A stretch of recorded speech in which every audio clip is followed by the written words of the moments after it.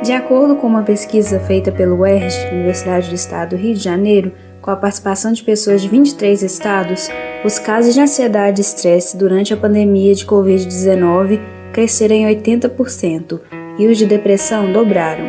Esse aumento já era esperado, já que de forma muito repentina, a vida profissional, pessoal e social se confinaram dentro do mesmo espaço. Além de uma desregulação total da rotina, somam-se a perda da liberdade de ir e vir, os formatos de trabalho completamente modificados, a autocobrança quanto às obrigações financeiras e a ameaça constante de contágio que para sobre nossas cabeças. No primeiro momento, ficar em casa poderia parecer a solução para ajustar o processo de acúmulo de atividades, começar um hobby ou mesmo pôr um armário bagunçado em ordem. Mas longe disso, estamos em casa e ainda assim acumulando tarefas, cercados por um ambiente caótico e sentindo culpa por não cumprir nem as obrigações, nem iniciar novas atividades.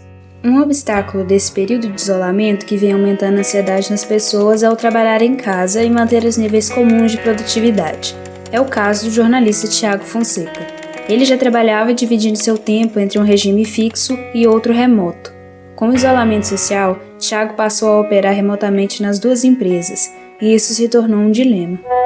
Eu já trabalhava home office antes da pandemia. Eu não achava bom, mas era menos pior porque eu conseguia sair de casa, dava para mim ter uma relaxada, tinha uns momentos também de prazer. Só que agora eu me sinto numa situação de trabalho remoto 100%, que minha vida é só trabalhar. Eu acho muito ruim trabalhar home office por conta que às vezes você não tem um ambiente confortável, não tem uma internet tão boa igual você teria na empresa. Além disso, tem muitos outros atrativos, a televisão te atrai, a cama te atrai, o sofá te atrai, alguém liga ou você tem alguma tarefa de casa, principalmente para quem mora com uma outra pessoa, às vezes essa outra pessoa te tira atenção. Eu acho que a nossa mente está muito cheia, está tudo muito diluído, eu não estou conseguindo ter muita concentração.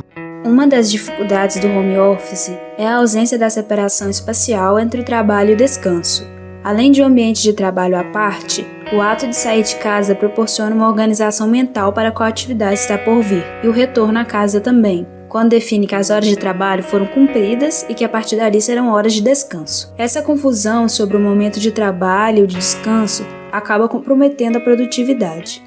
A produtividade, de acordo com o senso comum, é entendida como uma constante na rotina das pessoas, sem oscilações de motivação. Alguns dos fatores que compõem essa visão são as redes sociais, que reforçam uma ideia de presença, positividade e atividade constante, a realização pessoal bastante atrelada à profissão e uma cultura que nega o tédio para justificar a exploração do trabalho, mas que ao mesmo tempo aceita o ócio só como fator de aumento do desempenho. De certa forma, essa imposição também dificulta a relação que estabelecemos com o descanso, já que se você não alcança a expectativa social de uma excelência em produtividade, as atividades de lazer vêm acompanhadas da culpa. Tudo isso cria uma produtividade performática bem distante da realidade, o que gera ansiedade e frustração. O professor do Departamento de Psicologia da UFMG, Fábio Belo, explica a relação que a sociedade do trabalho estabeleceu com o descanso. A nossa cultura não dá valor para o ócio, né? A gente vive sob o modo de produção capitalista e isso determina já há alguns séculos, né, que a nossa identidade ela seja absolutamente pautada pelo trabalho, e isso tem causado um certo transtorno quando o sujeito para de trabalhar ou nos finais de semana.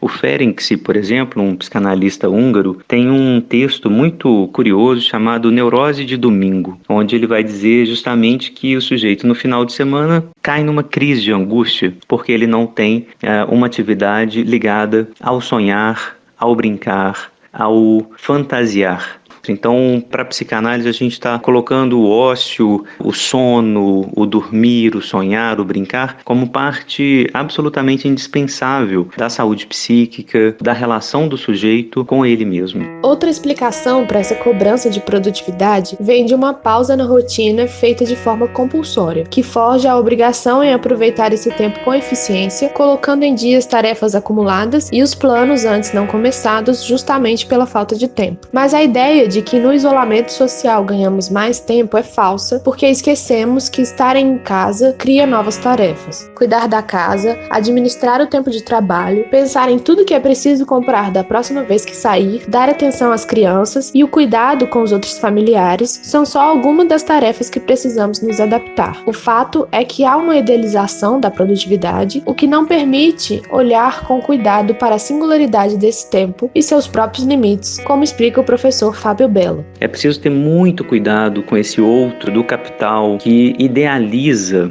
uma produtividade como sendo obrigatória, como sendo o único sinal de saúde psíquica, o único sinal da nossa identidade, o único lugar onde o sujeito possa se realizar. A psicanálise contrapõe esse tipo de ideal ao lugar do sonho, do brincar e do fantasiar. Óbvio que o trabalho, a produção, fazer determinadas tarefas, aprender coisas novas, está no âmbito do brincar e que em alguns casos, em alguns sujeitos vão se adequar muito bem, nesse tempo de isolamento para aprender novas atividades, para colocar em dia, tarefas que eles não tinham tempo, mas isso não vai acontecer com todos nós. É preciso respeitar a singularidade, preciso respeitar o tempo que as pessoas vão precisar para se reorganizarem, para que elas refaçam suas tessituras identitárias, para que a gente perceba que algumas pessoas vão se angustiar muito, nesses tempos de pandemia, não vão dar conta de produzir, porque o império da imprevisibilidade trazido pela pandemia angustia muito as pessoas também. É comum a ansiedade em relação à produtividade causar um ciclo de retroalimentação,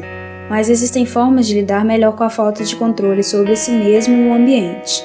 Uma das formas mais efetivas de romper o paradigma da incontrolabilidade é encontrar uma nova rotina. Segundo a psicanálise, desde a primeira infância, o bebê e a criança precisam de uma rotina para estabelecer uma organização fisiológica e psicológica. Na vida adulta, a rotina possui a mesma função de estabelecer circuitos saudáveis de atividades. Quando esses circuitos são interrompidos, as respostas ansiosas passam a acontecer com mais frequência. O professor do Departamento de Psicologia da UFMG, Fábio Belo, explica a dificuldade que a ausência da rotina pode causar. A liberdade, ela só se dá a partir de um regramento, a partir de uma organização. Essa organização, ela forma a base do eu. E essa base, quando ela é perdida, deixa de novo a energia psíquica solta. E essa energia desligada, a libido solta, é o que a gente chama de crise de angústia. Então, quando a gente perde essa base narcísica, no tange a pandemia, a gente efetivamente não sabe o que fazer, porque não existem mais esses circuitos, essa organização lógica do tempo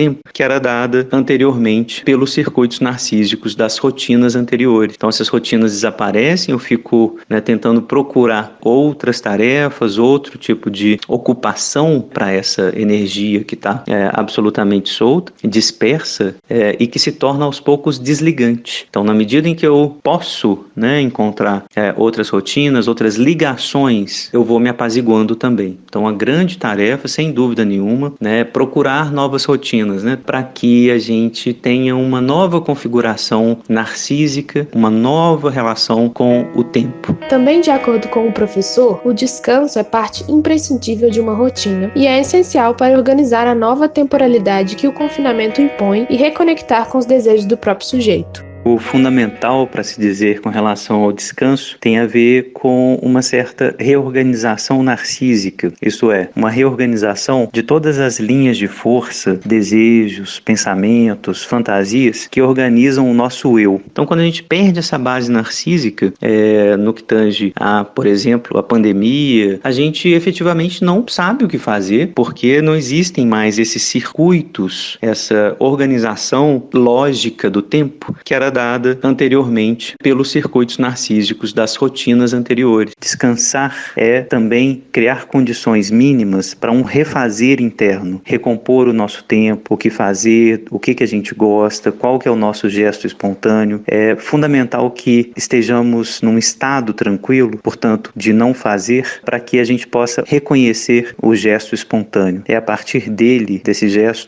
do desejo, que geralmente aparece no sonho, aparece na fantasia espontânea, espontâneo, no devaneio, que a gente vai conseguir recompor um novo modo de existir a partir do traumático, a partir de uma situação que nos obriga a nos recompor. A partir dos desejos espontâneos, é possível ressignificar nossa relação com a produtividade, e desvinculá-la do trabalho e da obrigação é parte importante desse processo de libertação de uma autocobrança baseada no irreal.